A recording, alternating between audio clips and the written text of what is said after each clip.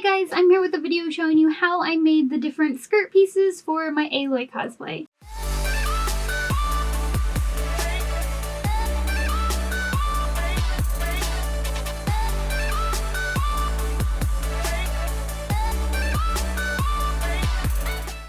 To start off, I wanted to mention that I do have patterns for this available on my store Envy and Etsy, and they are paired with an ebook that will give step-by-step instructions and has photos to match on how to make various pieces of the Aloy cosplay. So if you're interested in that, it will be linked down below. As for the materials you'll need some light, kind of creamy fake leather material, a dark blue and a light blue cotton material, some of this like thicker red cording that I can't remember the name of, but I will have the actual name of it written in the description below so that you can easily find it when shopping for your materials. And then you'll need some cream colored embroidery floss that pretty much matches the color of the fake leather. And then you'll need your usual sewing materials such as a needle, thread, sewing machine, scissors, etc. And a little bit of super glue to secure down this rope. And I think that pretty much covers all of the materials. If I missed anything,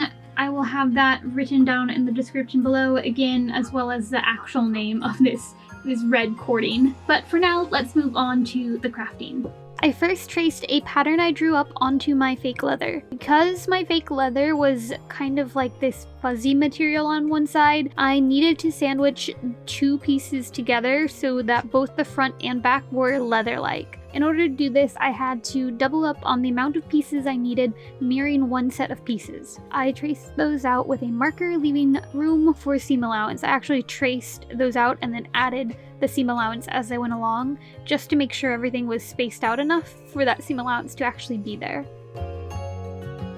Next, I traced my pattern for what would become the dark blue edges of the skirt onto my fabric. I used cotton from that wall of solids in Joann's for this.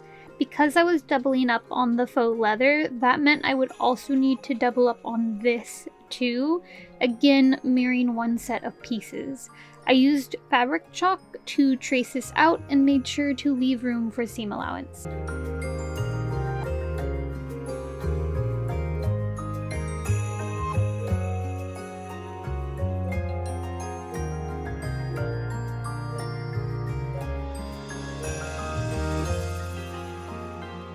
After that, it was time to repeat all of the same steps, but for what would become the light blue edges of the skirt. I also used cotton for this and fabric chalk for the tracing, and I needed to double up on these pieces as well, again mirroring one set. By the way, an easy way to mirror your pieces is just to cut the fabric while it's folded. Next, it was time to cut out all your pieces, and because I get so many questions about these scissors, they're nothing extra special or anything, they're just spring-loaded kitchen shears.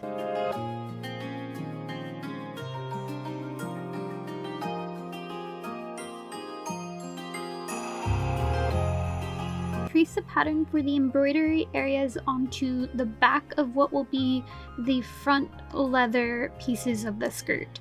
Refer to a reference photo to help determine which way the pattern needs to be and which side of the set of skirt panels needs to be the front, because a couple of the skirt panels are actually flipped and turned opposite to the other.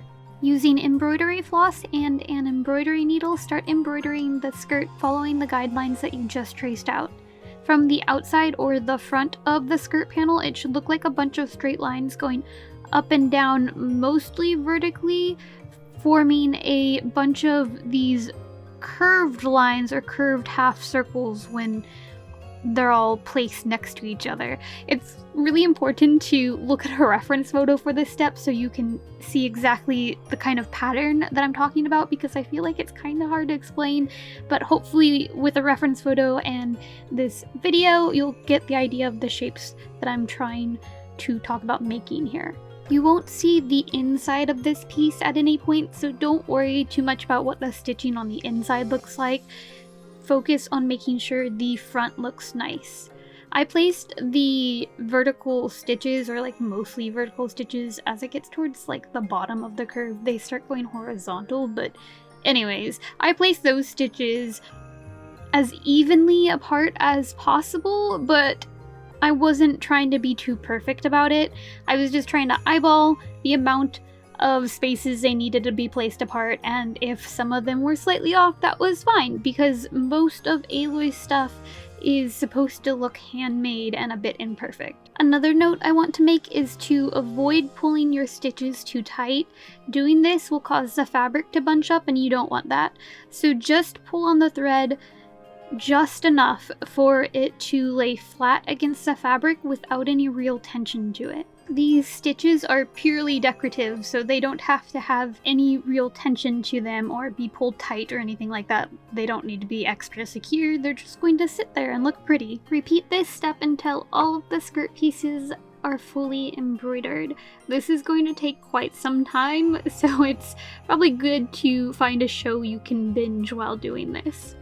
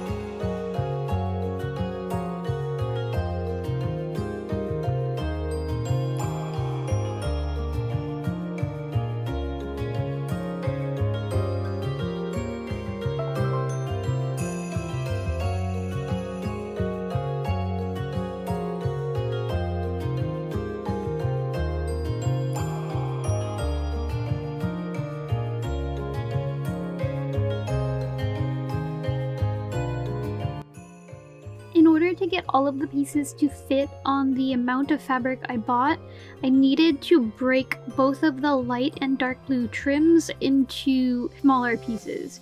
Basically, I had to cut my pattern for what was this square-shaped outline of a trim in half at 2 corners, making each trim into 2 L-shaped pieces.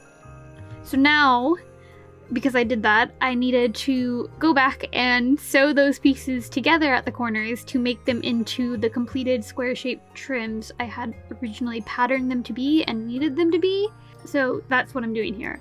Honestly, this is the best way to save on fabric, and if you don't have other projects with pieces small enough to fit into the square scraps that you'll get from cutting the trim out as full completed squares, I recommend going this route too in order to save on funds and keep from wasting a ton of fabric, because cutting these out as squares will waste a ton of fabric since you really only need the outlines and you don't need the middle section of the square at all.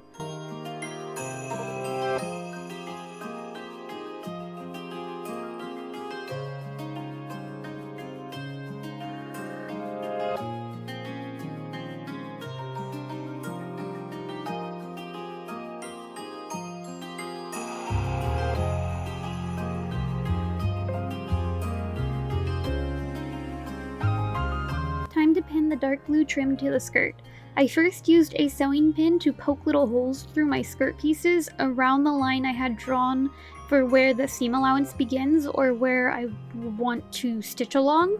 Because this is fake leather, any holes that are poked into it aren't going to go away, which is bad if you make a mistake while sewing or pinning, but good in this case because it allows me to make a guideline on the other side of my fabric for when I'm pinning the blue trim to it, making sure that they're evenly placed or placed correctly. After that, I just pinned together the trim and the skirt by lining up my stitch line marking on the blue trim fabric with the holes that I had poked through the skirt fabric. To help the trim pieces curve and bend around the corners, all you have to do is make a little snip in your fabric, stopping at or just before that stitch guideline at the inside of each corner. This will help the fabric turn around the corners easier.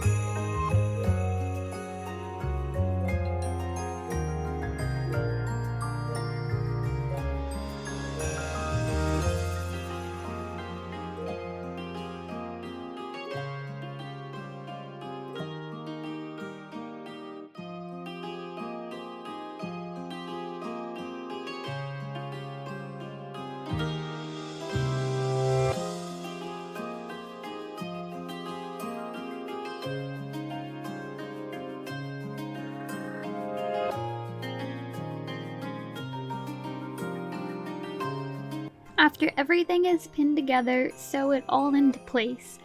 Backstitch at every corner as well to make sure that those corners are really secured and fully stitched down, especially since we had to snip at them and snip up to that sewing line in order to help them turn.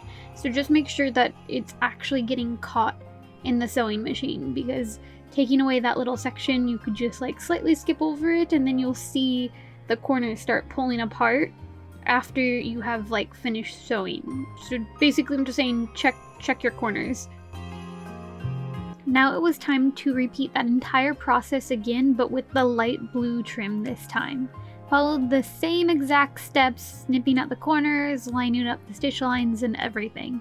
The only difference is instead of sewing the trim to the skirt, you'll be sewing the light blue trim to the dark blue trim that is already attached to the skirt. After everything is pinned together, sew it down. After all of the skirt pieces are sewn together, both the front and back panels, you'll need to iron the trim so that it lays nice and flat. I placed a piece of fabric over the fake leather section, since placing an iron directly on that will cause that fabric to melt and peel off and stick to your iron. Even with the fabric covering it though, you should still avoid placing the iron on it as much as possible and focus on trying to just have the iron hit the cotton trim part of the skirt, just to avoid overheating and burning that fabric. It's really not iron friendly. So just take care while doing this. Now it's time to sew the front and back sides of the skirt together. Take the two skirt pieces, one should be the front side with the embroidery on it and the other side should be the mirrored back side with no embroidery, and place them right sides together.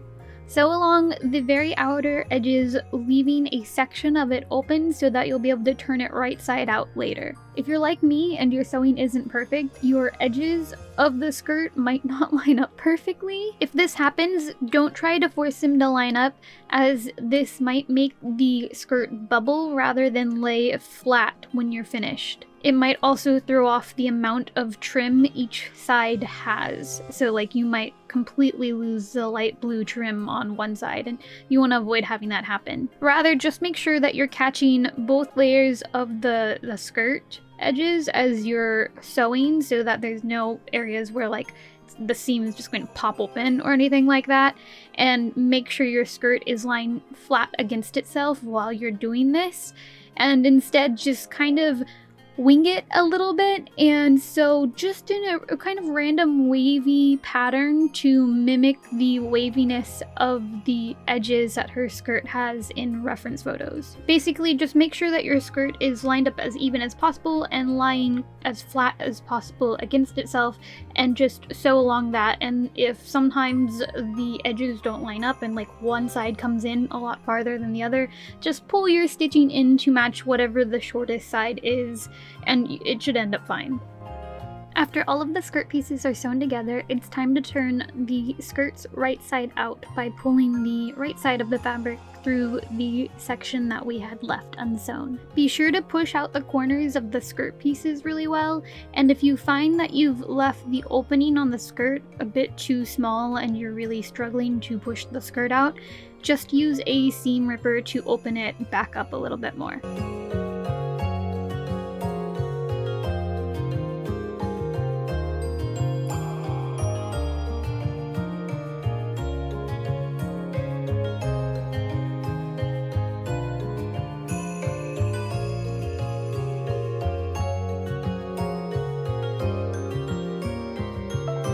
Next, you'll need to iron the edges again to get them to lay flat.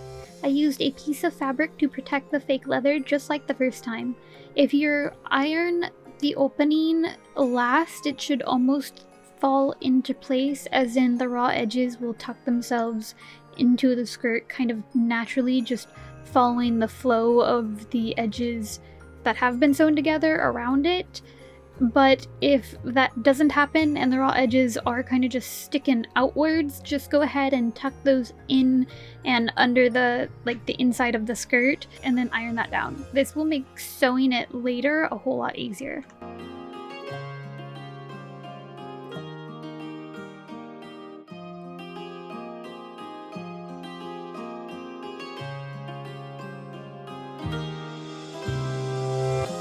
close up the opening of the skirt using a ladder stitch so that the stitching isn't visible from the outside.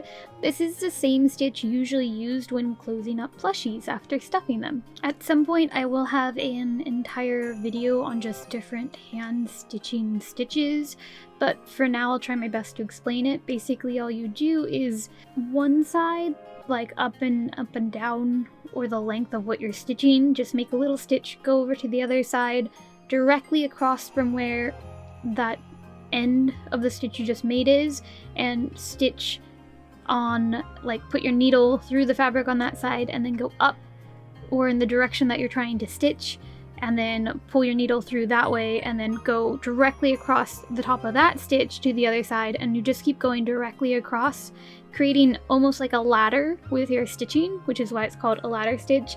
I know that's a little bit confusing, but if you don't know what a ladder stitch is or you aren't familiar with it, I am sure Google has tons of like step-by-step images. Oh, and while you're doing the ladder stitch, you don't stitch through to the outside of the fabric, you're only stitching along the seam allowance that is tucked into the garment. So at no point the stitches should be visible from the outside.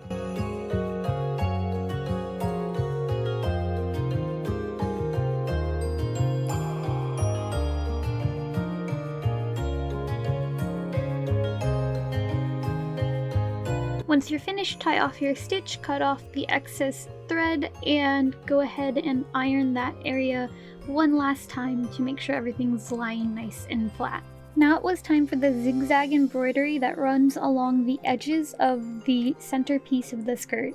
This design shows on both the front and back of the skirt, so that's why I waited until both sides of the skirt were sewn together before doing this. I wanted this zigzag to be even, so I used a ruler and a white gel pen to place small dots on the back side of the skirt to help me with my stitching and act as a guide. I placed one row of dots 1/8 of an inch up from the blue trim and 1/2 inch apart. Then I placed another row of dots 3/8 of an inch from the blue trim and also 1/2 inch apart, but that top row was placed so that the dots were centered between the bottom row dots. This means that you should have a dot in the bottom row 1/8 of an inch up from the blue trim. Your next dot should be 1/4 of an inch from that dot, but 3/8 of an inch up from the blue trim, making that the top row.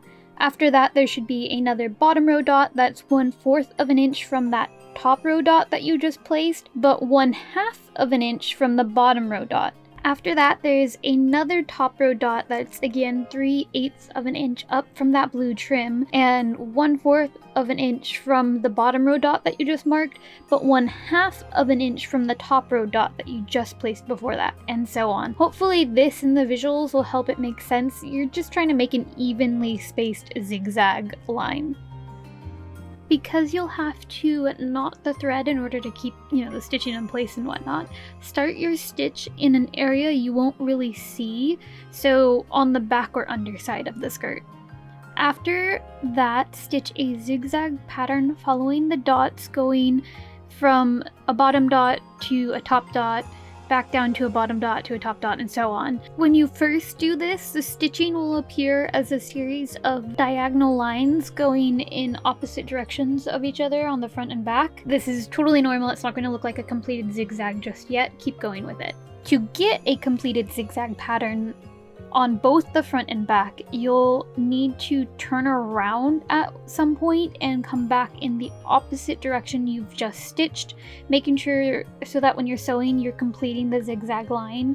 Basically, don't sew in like the same direction you've just sewn on the same exact side, sewing over where you've already stitched. Make sure that when you turn around, you're connecting the diagonal lines and going in the opposite direction that you did on the side that you're sewing on. Hopefully this and the visuals make it make sense. Basically, when you turn around, the zigzag line should begin to complete itself. I turned around at the end of each corner because that's how I found it easiest to do this. I was afraid that trying to go around a turn or something might create a weird stitch that I didn't want to be there, so I just ended it at the end of each line, or each side, I guess. So I did like the top and then came back and then I did a side and then turned around and came back, and then I did the bottom, turned around and came back, and then I did the other side and turned around and came back. And each one I tied off at the corner. You could stitch around the entire skirt and then come back in the opposite direction if you wanted to. You just have to make sure that things don't get thrown off at the corners or turns. When you've finished a zigzag line, you might notice that your stitch ends up on the right side of the skirt where you don't want to knot it. So simply just pop the needle back to the underside of the skirt,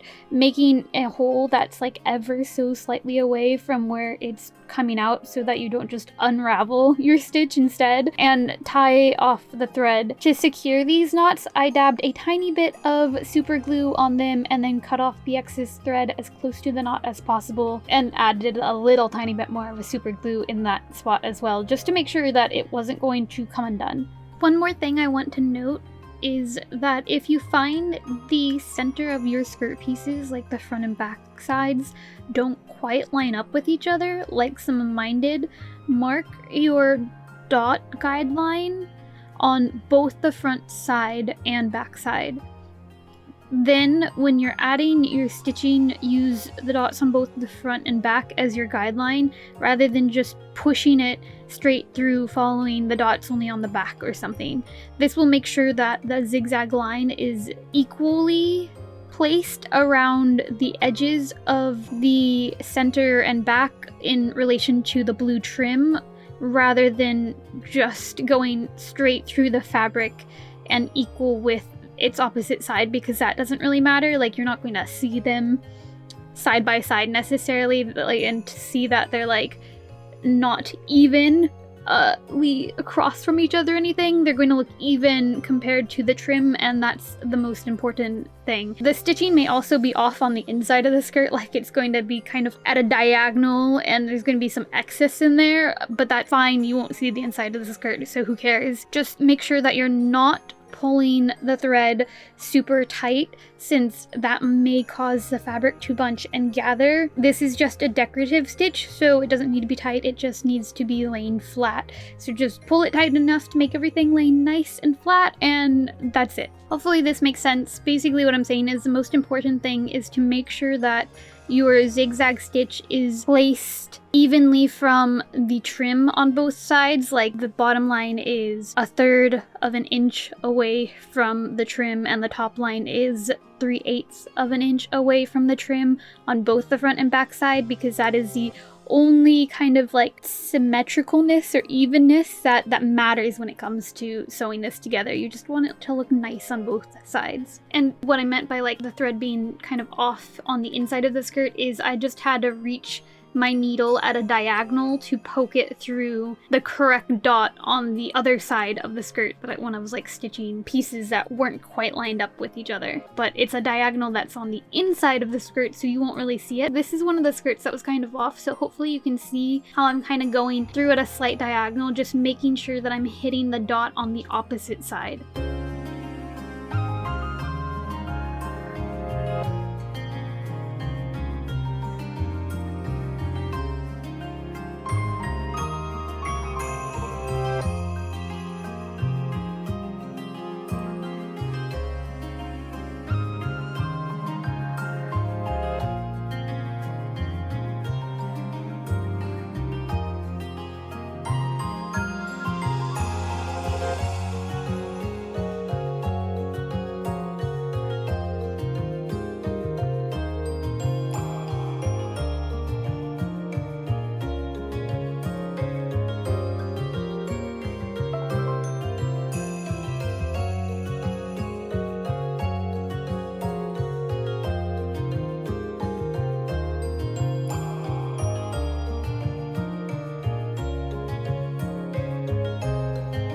For this next step, I decided to play with fire. Sort of, more like heat. Anyways, I wanted to press down the embroidered stitches because this like embroidery floss can get a bit poofy looking and can shift occasionally.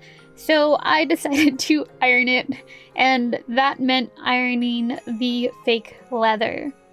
To do this in a way where the leather wouldn't burn or melt, I turned my iron's temperature down very low, and then of course placed a piece of fabric on top of the skirt.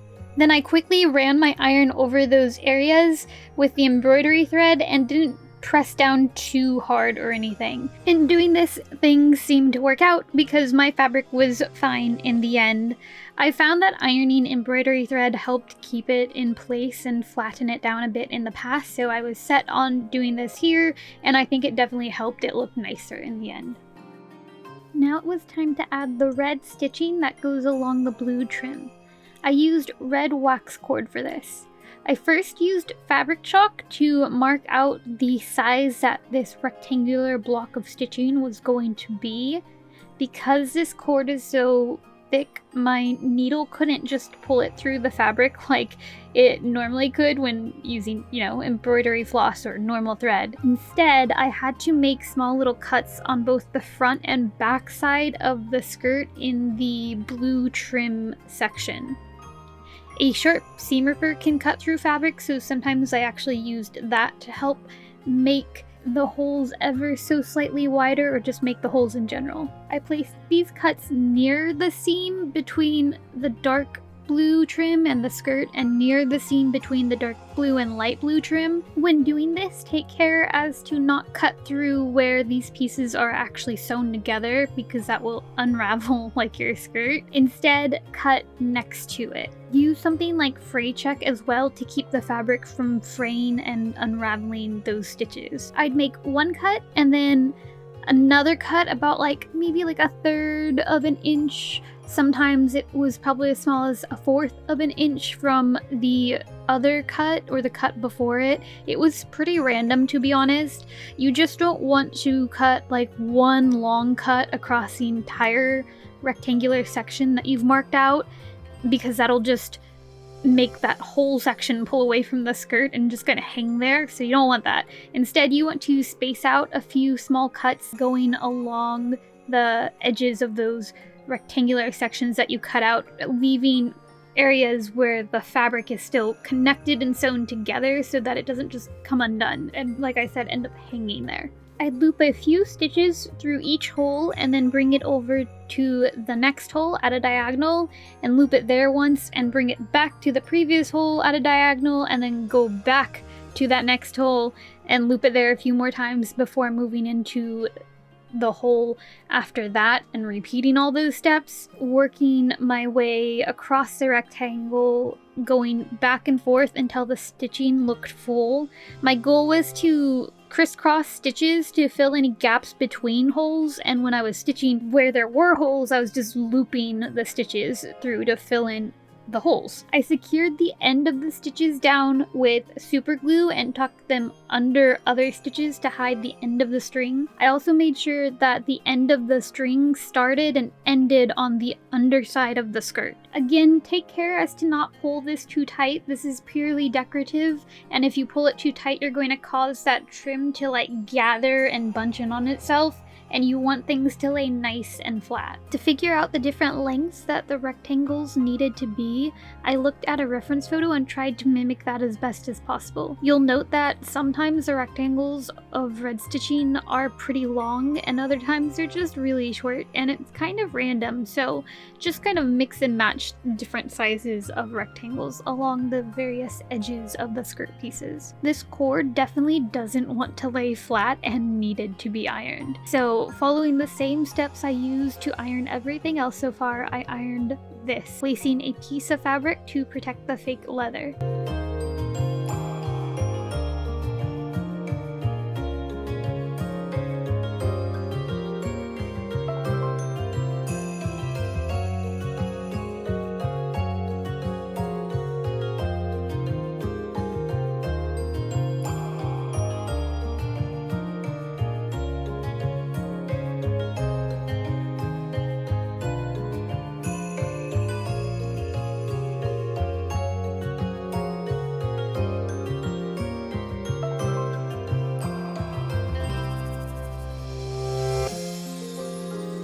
And that is it. That is how I made these skirt pieces for my Aloy cosplay.